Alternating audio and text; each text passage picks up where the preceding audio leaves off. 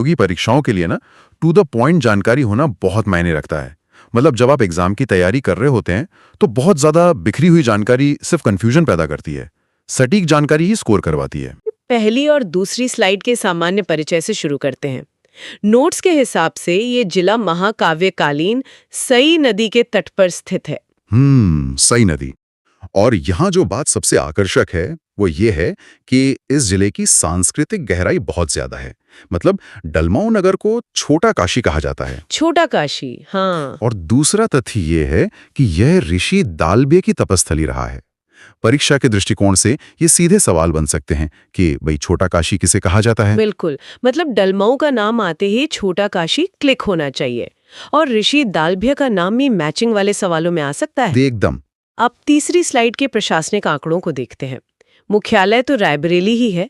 क्षेत्रफल है 4043 वर्ग किलोमीटर और कुल जनसंख्या है 34,05,559। देखिए, ये जो संख्याएं हैं ना, इनको याद रखना बहुत जरूरी है, विशेषकर क्षेत्रफल और जनसंख्या के जो सटीक आंकड़े हैं। क्योंकि मल्टीपल चॉइस क्वेश्चन में अक्सर बहुत ही करीबी ऑप्शंस देके भ्रमित किया जाता है। हाँ, वो 4043 की जगह 4403 दे देंगे और गलती हो जाएगी। बिल्कुल, इसलिए डिजिट्स को एकदम सटीक याद रखना है। ठीक है, आइए से समझते हैं। चौथी स्लाइड में जनसंख्या और साक्षरता का डेटा है।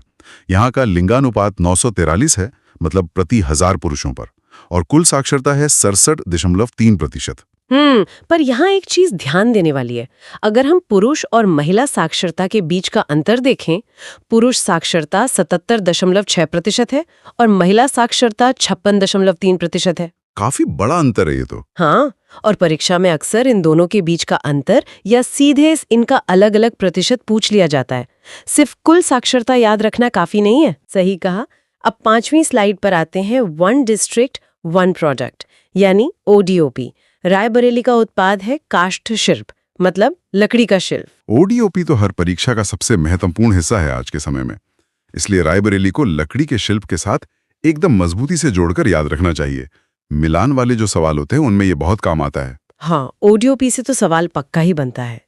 अब छठी और सातवीं स्लाइड को अगर हम एक साथ जोड़ लें तो रायबरेली की प्रमुख औद्योगिक इकाइयों की बात आती है।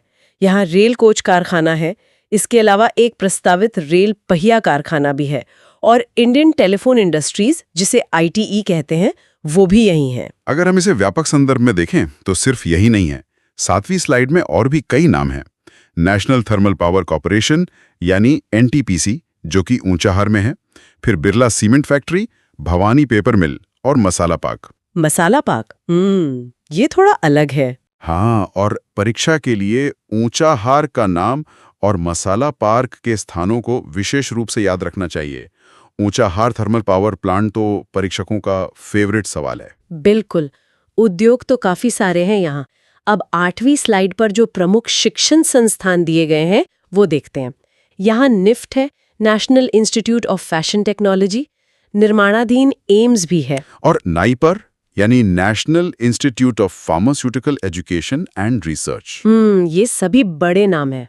पर यह एक महत्वपूर्ण सवाल खड़ा करता है कि क्या कुछ ऐसा है जो इसे सबसे अलग बनाता है। तो नोट्स में देखिए, यहाँ institute of driving and traffic research मौजूद है, और सबसे बड़ी बात, ये प्रदेश का पहला संस्थान है। अरे वाह, प्रदेश का पहला। हाँ, और ये जो प्रदेश का पहला टैग है ना, ये इसे किसी भी परीक्षा के लिए मोस्ट इम्पॉर्टेंट कैटेगरी में डाल देता है। पहला ट्रैफिक रिसर्च इंस्टीट्यूट होना बहुत बड़ा कीवर्ड है। इसको तो एकदम हाईलाइट कर लेना चाहिए।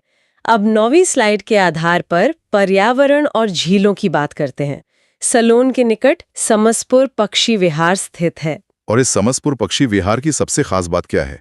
इसे रामसर आर्द्रभूमि स्थल यानी रामसर वेटलैंड में शामिल किया गया है। रामसर साइट्स तो हमेशा ही पूछी जाती हैं पर्यावरण के सेक्शन में। एकदम।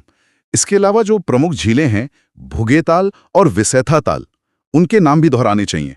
भुगेताल और विसैथा ताल, ये नाम थोड़े यूनिक हैं, इसलिए इनके आने के चांसेस ज्यादा रहते हैं। बिल्कुल। अब 10वीं स्लाइड पर आते हैं विशेष तथ्य मृदा के बारे में, और यहाँ ये बात बहुत दिलचस्प हो जाती है। हाँ, क्योंकि उत्तर प्रदेश में सर्वाधिक लवणीय और क्षारीय मृदा इसी रायबरेली जनपद में पाई जाती है। सर्वाधिक लवणीय और क्षारीय मृदा। जी, कृषि या भूगोल के पेपर के लिए ये एक बहुत ही ठोस तथ्य है। मिट्टी को लेकर सीधे सीधे सवाल बनते हैं कि किस जिले में सबसे ज्यादा क्षारीय मिट्टी है। और उत्तर है रायबरेली। ये तो आसानी से याद हो जाएगा। चलिए 11वीं स्लाइड पर चलते हैं, जो पर्यटन और संस्कृति के बारे में है। यहाँ 4 नाम दिए हैं: मुंशीगंज का शहीद स्मारक, भागत माता मंदिर, शिवगढ़ का महेश विलास पैलेस और डलमाओ। और याद कीजिए, डलमाओ का उल्लेख हमने शुरुआत में छोटा काशी के रूप में भी किया था, जिससे ये सांस्कृतिक रूप से जिले का एक बहुत महत्वपूर्ण केंद्र बन जाता है। हाँ बिल्कुल। और परीक्षा में अक्सर स्थानों के साथ उनके स्मारकों का मिलान करने वाले सवाल आते हैं, जैसे महेश विलास पैलेस कहाँ है, तो शिवगढ़ में। शहीद स्मारक कहाँ है, तो मुंशीगंज में। सही। अब 12वीं स्लाइड का इस्तेमाल करते हुए रायबरेली की चौहद्दी या कहें सीमाओं को देख लेते हैं।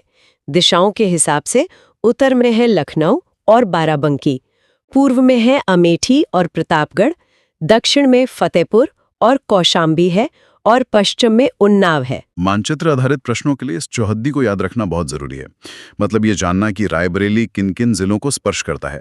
एलिमिनेशन वाले सवालों में ये मैप बहुत काम आता है। बिल्कुल, दिमाग में एक नक्शा बन जाना चाहिए। तो अब 13वीं स्लाइड के आधार पर हम इस चर्चा के निष्कर्ष पर आते हैं।